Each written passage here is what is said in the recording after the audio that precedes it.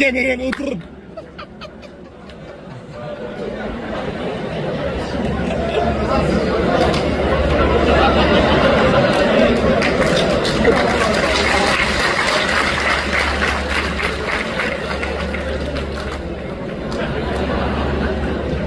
गुरुर्ब्रह्मा गुरुर्विष्णू गुरुदेव महेश्वर गुरु साक्षात परब्रह्म तस्मै श्री गुरुवे नमः.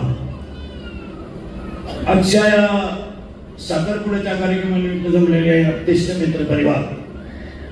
प्रथमतः वारकरी संप्रदायातील राजकीय क्षेत्रातील एकाही व्यक्तीचं सगळ्यांचा नामोल्लेख करणं शक्य नाही, परंतु आठव्यात त्याच्या ओळीचा गाय वासरासाठी दूध देते, परंतु तिच्या दुधाचा उपयोग अख्ख्या सगळ्यांना होतो. तसं मी तुमचं लेकरू म्हणून तुमच्या सगळ्यांचे गुणगौरव गाण्यापेक्षा तुम्ही उपस्थित राहिल्याबद्दल आभार मानणं एवढं याच्यापेक्षा आपण काही बोलू शकत नाही. आजच्या कार्यक्रमाला आता सगळ्यांच्या मान्यवर उपस्थित पहिले वालेसाहेब सगळे थोरात साहेब आहेत, तुमच्या वहिनी आहेत, सगळे आहेत. विशेषतः सगळ्यात महत्वाची गोष्ट आजच्या कार्यक्रमाला रामकृष्णजी महाराज लवितकर आहेत आणि सगळ्यात महत्वाची गोष्ट ज्यांनी अतिशय त्यागाने देहूच्या डोंगरावर परमार्थ केला असे आमचे महाराज आळंदीवरून हजर आहेत. पुरुषोत्तम महाराज, पृथ्वीराज महाराज, त्यांचं पहिल्यांदा कौतुक. आजच्या कार्यक्रमात एक वेगळे 2-3 मुद्दे मी तुमच्यापुढे मांडणार आहे. आज आपण एक थोडासा बदल केलाय. तो असा आहे, प्रत्येक कार्यक्रमामध्ये विशिष्ट लोकांना भेटे बांधणे आणि विशिष्ट लोकांनी त्यांच्याकडे पाहणे, हा बदल आपण आता असा करून टाकला. थोडी लोक मला नाव ठेवतील. आता मी 30 वर्ष लोकांनी नाव ठेवलेलं सहन करत आलो, पण आता थोडा बदल करायचा. तो असा, इथून पुढे विशिष्ट व्यक्तीचा सत्कारच करायचा नाही, करायचा तर सगळ्यांचा, नाही तर याचाही. म्हणून आजच्या कार्यक्रमात मी ठरवून टाकलं, एक प्रत्येक येणाऱ्या व्यक्तीला की 6 इंची पांडुरंगाची मूर्ती आहे, ती मूर्ती देवघरात नाही, सर्वसामान्य माणूस तिला अगरबत्ती लावे. दुसरी गोष्ट, खिशामध्ये मालिका असेल, त्या मालिकेवर माऊलीचा फोटो असल्यामुळे ती कुणी टाकून देणार नाही आणि वैष्णव म्हणून ती मालिका वाचली जाईल. हा एक बदल आपण ह्या कार्यक्रमात केलाय. सत्कार हा विषय आपण बंद केलाय. दुसरी गोष्ट, बऱ्याच लोकांची आम्हाला तक्रार आली किंवा इंद्रिकर महाराज कंबर बांधू लोकांना सांगतात किंवा लग्न साधे करा, लग्न साधे करा, लग्न साधे करा. आणि त्यांनी एवढा मोठापणे जाऊ का केला? हा तुम्हाला दाखवण्यासाठी केला, हा तुम्हाला दाखवण्यासाठी केला की आपण बदल करू शकतो आणि ती बदल करण्याची आपली ताकद आहे. आपण सगळं बदल केलं. जेवण महाराष्ट्रीयन, आपण शांतोपरी खानदान आहोत. चायनीज बिनीज आपल्याकडे चालणार नाही. त्याच्यावर पाहिजे 8 दिवस वाद केला. जेवण महाराष्ट्रीयन, वाढणाराचा ड्रेस वारकरी, कुणाचा सत्कार नाही, सगळ्यांना समान वागणूक आणि सगळ्यात महत्वाची गोष्ट, खुर्ची पण सगळ्यांना खाली. ज्याला फक्त आधार आहे त्यानेच खुर्चीवर बसायचं, ज्याला खुद्याचा मणक्याचा आधार आहे त्याने खुर्चीवर बसायचं, जो सुदृढ आहे त्यांनी खाली बसायचं. वारकरी संप्रदायाने उभ्या जगाला एकात्मता आणि संघटन कौशल्य शिकवलं. वारकरी समुदायाने कुणाला कमी पाहिलं नाही, कुणाची स्तुती केली नाही, कुणाची निंदा केली नाही आणि कुणाचं जास्त कौतुकही केलं नाही. आणि आपली एक शेतकऱ्याचा मुलगा आहे, गरीब कुटुंबातून जन्माला आल्यानंतर वारकरी समुदायामध्ये 30 वर्ष उतरल्यानंतर स्टेजवर बसलेल्या सगळे राजकीय धार्मिक लोकांच्या आशीर्वादाने आपण इथपर्यंत पोहोचलो. आपण वैष्णव आहोत, त्यामुळे आपल्यामध्ये बदल करण्याची ताकद आहे. दुसरा एक प्रॉब्लेम आहे, तो आता तुमच्या समोरच भेटून टाकला. एक व्याही भेट कार्यक्रम होता आपल्याकडे. त्यांनी एकमेकाला कवडी मारायची, लोकांनी हसायचं.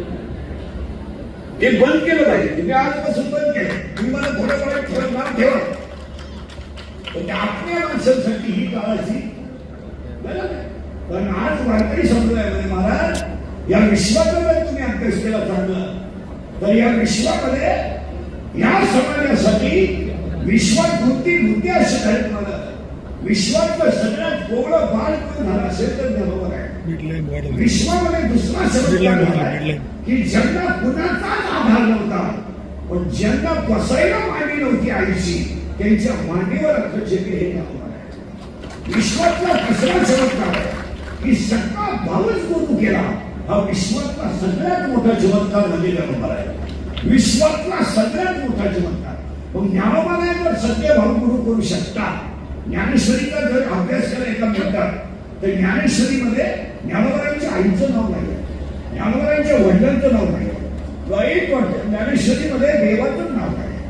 ज्ञानेश्वरी शेवटची ओळी तयार करताना कंठ दाखवून येतो, रोमांच्या अंगावर उभे राहतात आणि डोळ्यातून आसू येताना नर्मदा म्हणतात, माझ्या सत्यवादाचे टप्प केले बहु.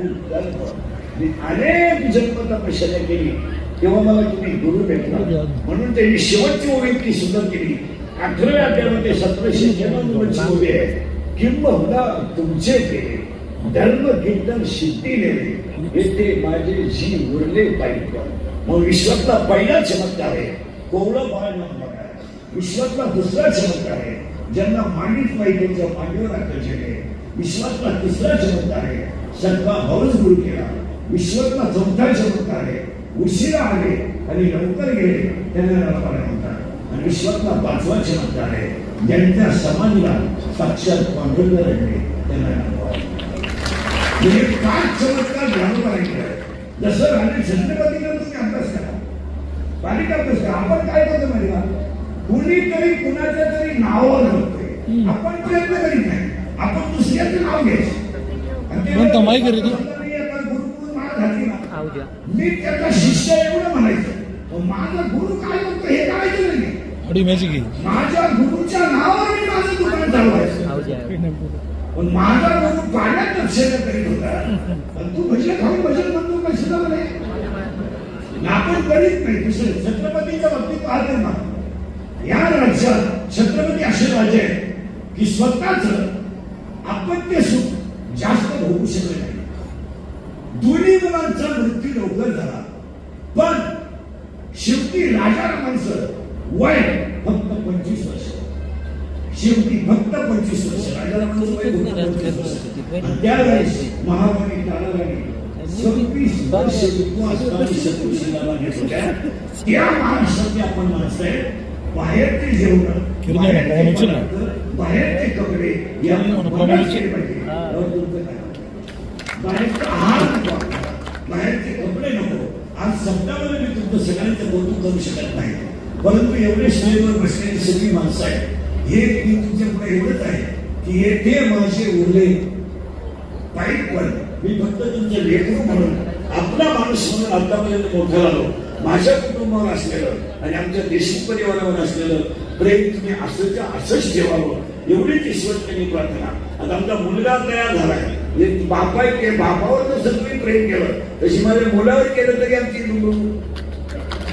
बरोबर होईल.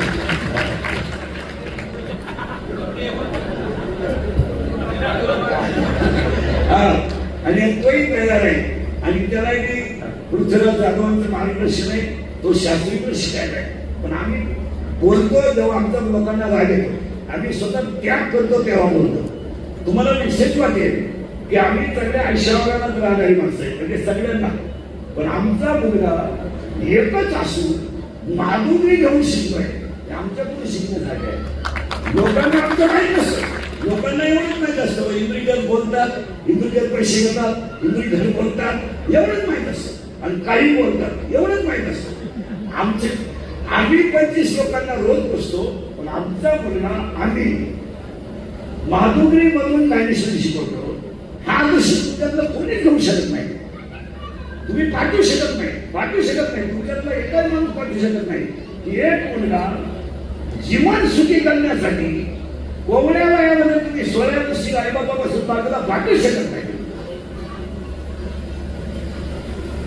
आम्ही तो पाठवतो का संप्रदायाची परंपरा टिकली पाहिजे त्याच्यासाठी. आता मी संस्थेत शिकलेलं नसल्यामुळं मला संप्रदायात काही मोठ्या संकटाला त्रास द्यावा लागला.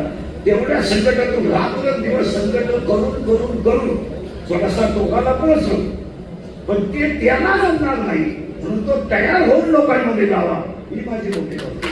त्याला जमणार ते, मला जमलं ते त्याला जमणार नाही, पण तोही भक्कम असल्यामुळं त्यांना पाया पॅक करायचं म्हणून तुमच्याकडे सोडायचं आहे. आता मी अजून 1-2 वर्षाचा आहे, तुम्ही मला सांभाळणार आहे 2-3 वर्ष, पण त्याच्यानंतर आमच्या मुलावर प्रेम केलं पाहिजे, मुलावर प्रेम केलं पाहिजे. आणि आजच्या कार्यक्रमात सगळ्यात मोठं पायाकडून सांगतो, वेळेत तुम्हाला पाहुणे इतका कार्यक्रम होता, फक्त 30 मिनिटं कार्यक्रम वेळ म्हणजे काहीच नाही. सगळ्या माणसांनी जेवण केल्याशिवाय काहीच नाही. जेवणाला थोडीशी गर्दी होईल, परंतु थोडा वेळ थांबून राहा आणि माझ्यावर तुमचं मुलगा म्हणून असणारं प्रेम अखंडपणे असंच राहू द्या, एवढी माऊलीची प्रार्थना. जय हिंद, जय महाराष्ट्र.